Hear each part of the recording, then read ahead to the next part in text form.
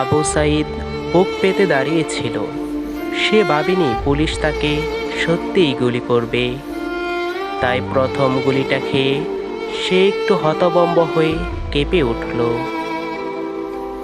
তার বিশ্বাস হলো না ওই প্রান্তের পুলিশ তার মতোই বাংলায় কথা বলে, তার মতো দুবেলা ভাত খায়, একই মাটির গন্ধ গায়ে। কেঁপে উঠেও আবার পা শক্ত করে দাঁড়ালো। না হলে বন্ধুরা কি বলবে, একটা গুলির আঘাতে সে পড়ে গেছে, গায়ে শক্তি নেই।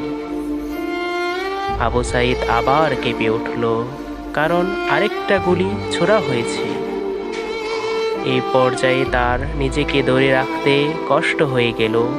তবুও সে প্রাণপণে চেষ্টা করতে লাগলো। একটু স্বাধীনতার জন্য কোটার স্বাধীনতা, মেধার স্বাধীনতা।